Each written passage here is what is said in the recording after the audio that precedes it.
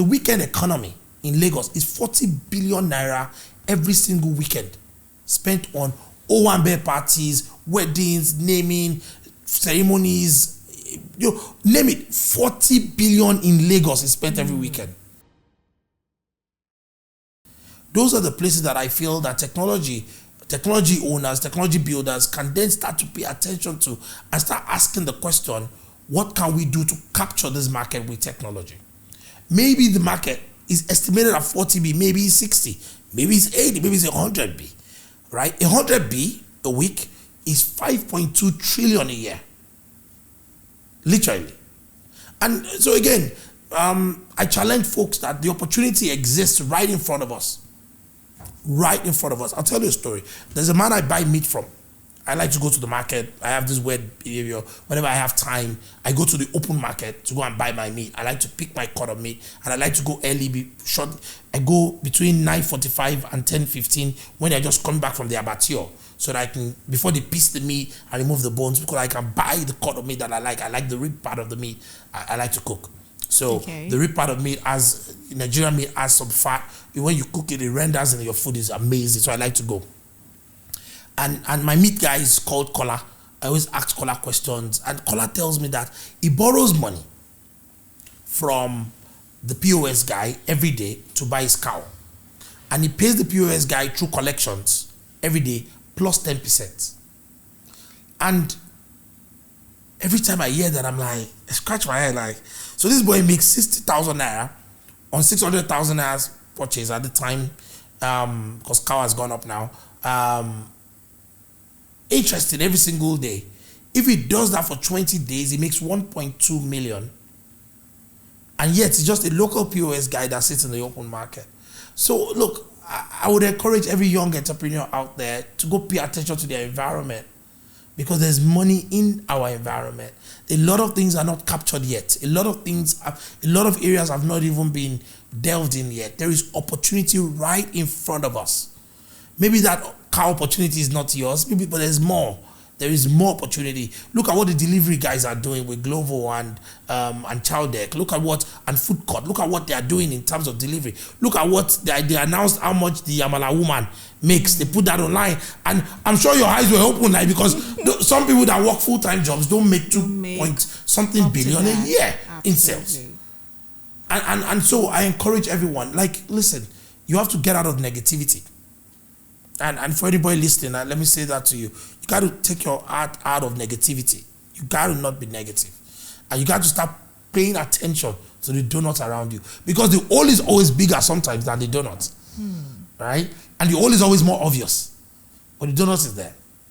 And as foreigners flock into Nigeria to make money from here, trust me, we indigenous people must also pay attention to the monies that is here. I think now when I'm going around, I just be looking around and thinking, there might be a donut here. There might be a donut here. There might be. You just might be. Oh, but look at the donut around exactly. it. Yes. But you must recognize the hole. Hey, there's problem here. You have to avoid when you're eating the donut, or you eat around. You don't go and eat through the center, or you go bite hole. But we talk about the hole too much and not the donut. And that's why every time I get a chance, I never speak bad about this country. I always tell people about, like, don't get me wrong, there are things that are wrong. There's pothole on our road, but we have a road. I'm glad that we can still commute. There are a lot of opportunities here, I do agree with that, Some companies, Nigerian companies, are thinking of going global, right? It's been a desire for a lot of firms who want to expand and also, grow as a business, right? But in Nigeria, there's a problem around trust. Trust is a currency in your industry, in travel, in tourism, right? So how is Wakanow? You've just mentioned that you've expanded into the UK. Yeah, UK, US, Canada, France.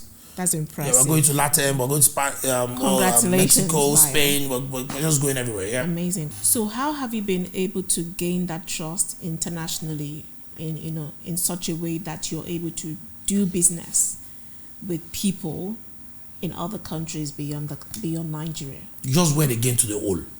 Okay. So let me tell you the donuts. do notice that Nigerians and Africans are everywhere. So if I have entrust with Africans, let them be my first customer before I start looking for the whole of people that don't trust me. You see, we carry the stigma of Africa everywhere we go. It's even so funny that in Ghana, people reference us as a Nigerian company, therefore they don't want to do business with us. In Ghana, our next door neighbor. And then people say, Nigeria fraudsters. No, Charlie, no. It took us time to show them that we're not fraudsters, that we are real. You see, we experienced that in Ghana, talk less of in the UK. As minorities, minority black people in those countries, we are seen as being inferior. But you see, if we don't compete on the global stage, how can we then be truly global? We cannot claim that we are disadvantaged when we don't play in the game. And I believe that, we must become Africa's champion. If they bring their technology from wherever they bring it into Africa, we can take our technology to them also. Yes, it's going to take time. Yes, there was a time that the Chinese were not trusted. There was a time that made in China was a bad thing. There was a time when I was growing up, when you see something say made in China, hey, it's fake, it's inferior. But made in China became a thing to all of us. Now, everybody probably sitting in this room right now is wearing one made in China or the other.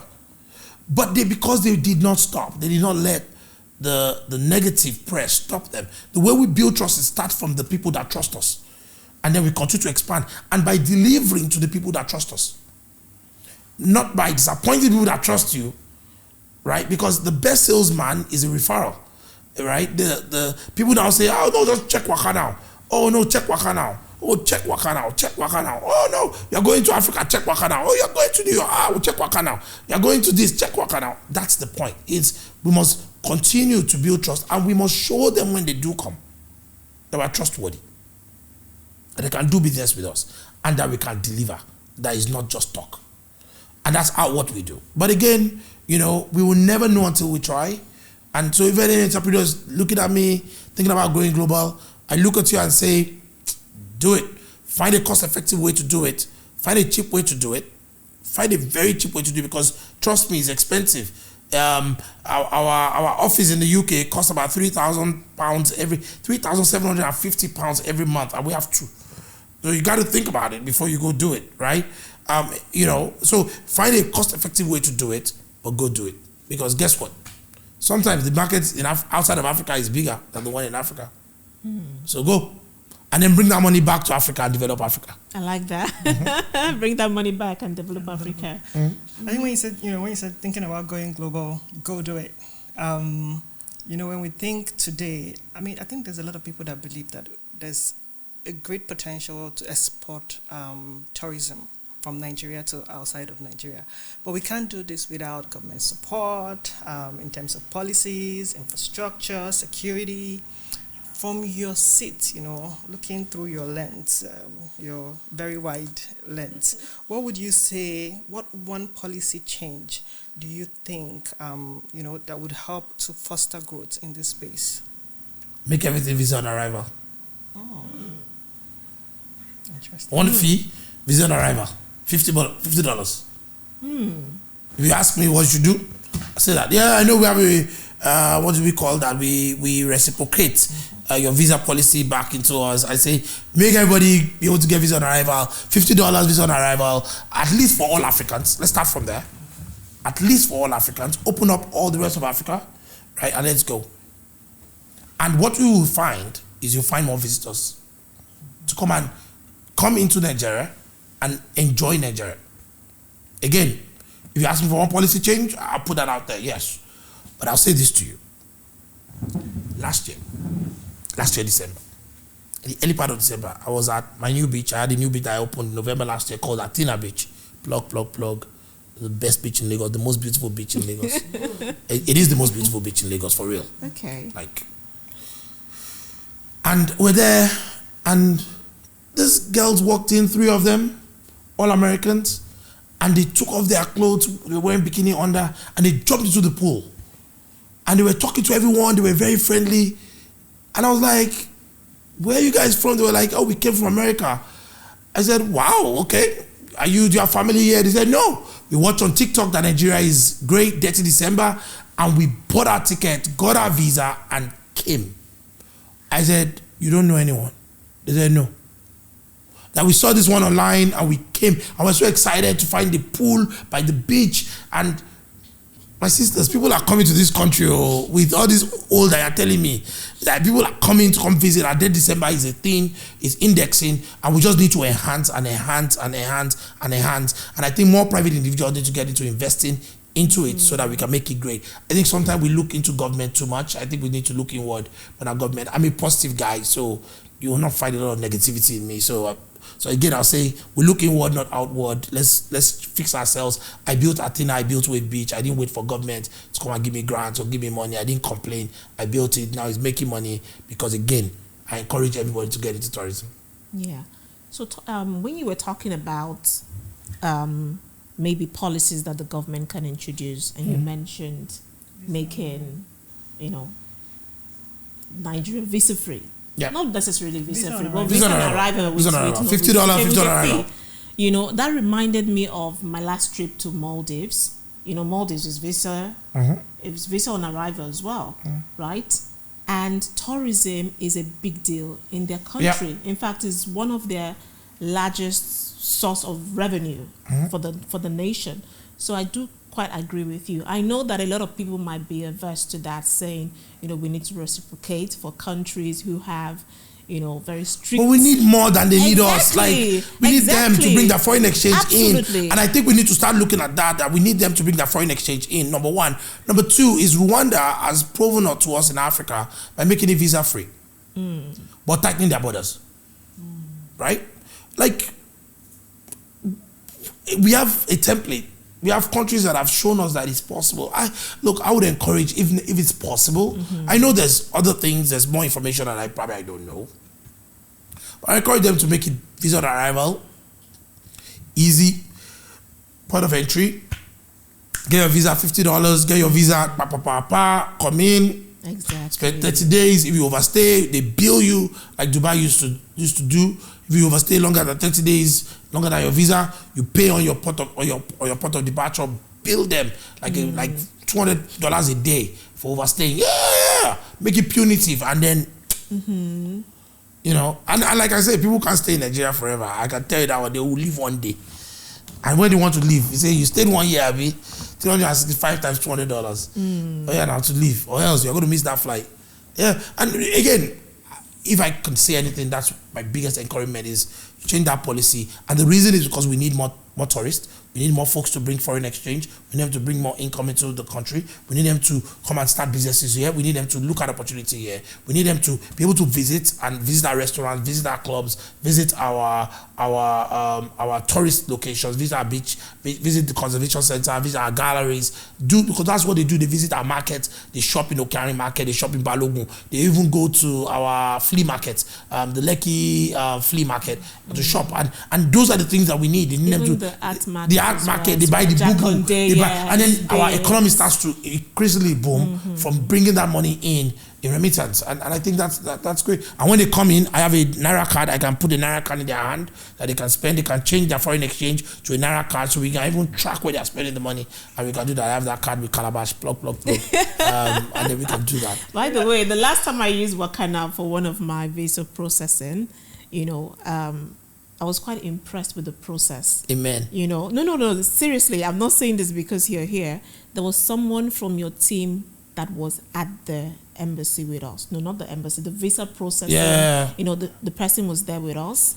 Actually, Kelvin was behind it. There was someone there. He gave us a card to use. We didn't use our card. It just made it very simple. We're sitting in the car when it was time. He called us to come down. If you don't book your tickets, nice. if you don't use us for anything, you're going to face problem. Use us and see ease. Okay. Use us and see ease. I think it speaks to opportunities. When you say the government can't do anything, this is almost like a public-private kind of partnership. Absolutely. That can come through. So, providing these links to people who are coming all going, and whether it's in transport, food, whatever that is tech enabled, we're just helping. It might not be just the policy, but then when you come in, the whole chain. Government can run business. Yes. It's private sector that can run business, and we private sector must look for opportunities that allow us to do that. If they make it visa free, man, I'm going to get a store on the airport road, or very close to the airport, or at the airport if they can give me a stand to sell something that I can start to monetize, because they will need SIM, they will need travel SIM, they will need a way to call, they will need a way to spend money, they will need a place to stay, they need a car, they need a tour guide. Look, I've created 5 employment by just one policy. That's how I think about it. Interesting. And you've always been a numbers guy, because you talked about that earlier, that you like to. Because without numbers is life. Numbers is life. So as a numbers person, right, and as an investor, what key metrics do you look out for before choosing the type of business to invest in? Oh God, quantum, number 1. Does the business have quantum? Quantum means the size of the opportunity, is it big enough for what I'm looking for? Forget profit, just from a size, right? Because I'm not sure I can finish this in this podcast, but I lean towards cash flow more than I lean towards profit. Of course, I want the business to be profitable, but the margin of profit is debatable. I lean towards more cash flow. It's evolution. There's a reason for that. Right? So I look at quantum, the quantum of the business. How big is the business? What's the size of the business? What's the size of the opportunity? And then ask myself, is it a profitable opportunity or is it a burn opportunity, right? Burn opportunity means that you're going to be borrowing money from investors or raising money and then be burning through it, even though you have quantum. I don't do those kind of things. That's not my style. My style is buy it at 1 naira, sell it at 20 naira, so that you make 19 naira, and then you pay staff 9 naira, you keep 10 naira for me and my wife and my 2 children, That's the logic of doing business. So again, I look at quantum, I just don't look at margin, I look at the quantum. The quantum is like the most important metric for me to get into any business. There are multiple opportunities that I have that I've walked away from because I discovered that I didn't have the right quantum. Right quantum is just size. Because again, if you're operating a business that can only do 5,000 naira, right? Your profit cannot exceed 5,000 naira. So again, I must operate in a business that can do that. And every single year, I challenge myself to find the right quantum in terms of opportunity. And honestly, it's all about quantum for me. It's been interesting talking to you, Bayo. I wish we had more time. Of course. It's been very engaging. I'm enjoying this session. But before we let you go, right, there's a question we always ask our guests. And I must ask you this question. So let's say you're in a room filled with overwhelmed entrepreneurs. Overwhelmed entrepreneurs. Okay. And you have 120 seconds to speak to them. What would you say?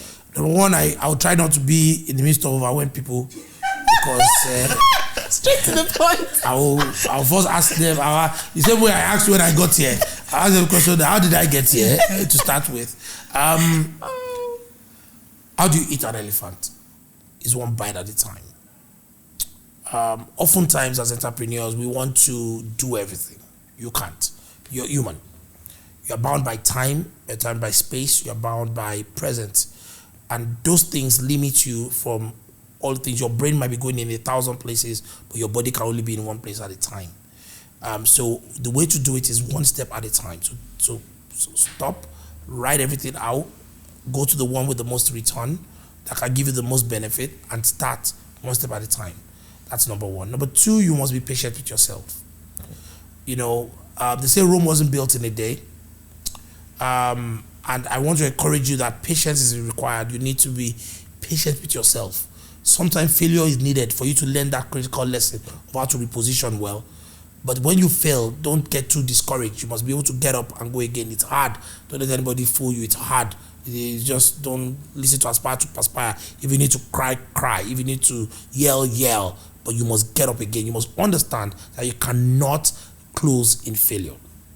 Number 3, you must find something else to distract you. You must find it. You must find that thing that you can get away from everything from, zoom up, and you must have a point of relief. For me, it is television. And I say it, I watch a lot of TV. A lot. But as I watch TV, I think. Sometimes it just helps me think. Number 4, and where I would stop, is you need sleep. It is the simplest thing I can tell you. Look, I'll tell you the story. I was in Dubai and found out that my passport was missing. My 2 passports. I have 2 passports, and my 2 passports were missing. I'd not passed immigration. I boarded from Lagos, got to Dubai, and I couldn't find my passport, my Nigerian and my other passport that would get me to Dubai without visa. So I could not enter Dubai. I could not come back to Nigeria. When that happened, I was very confused. I was in disarray. And the first thing I did was I got an hotel and I went and slept. People say, why? I said, at that point, I realized I looked for it for hours. We would track the airplane, we tracked everywhere, and found out it looks like somebody took it from my bag. Look, in the middle of that chaos, there's nothing I can do. Everything was out of my control. I slept. And when I woke up, I ate. I ordered room service. Then my brain said, email this guy. I'd called the embassy, called Nigeria, called this one. Everybody was giving me a runaround. And I emailed one guy. And the guy said, oh, fine, we'll board you to bring you back. We'll talk to immigration. Blah, blah, blah. And I came back to Nigeria. But I had to sleep and eat for my brain cells to regenerate the solution. Give yourself some rest. Give your body some rest. Refuel your engine. Eat. Eat well. In the middle of your problem, eat and sleep. And I'm telling you, the solution will come. All right? I like that. Even the lion sleeps. Even the lion sleeps. I like that. Very positive mindset you have, Bayo. And that's why you've been able to build Wakanow to what it is today. And you're also building other businesses as a serial entrepreneur. That's very inspiring. Thank you for joining us. Thank you for having me. It's been an honor and a pleasure. Thank you for having me. Thank you. And thank you, Chema, for doing this with me today. Thank you. Thank you. And to our listeners, thank you for joining us. We have been talking to the group CEO of Wakanow, who is also a serial entrepreneur, Bayo Adedeji. And it's been a pleasure. My name is Coach Linda Uneze. Thank you for joining us.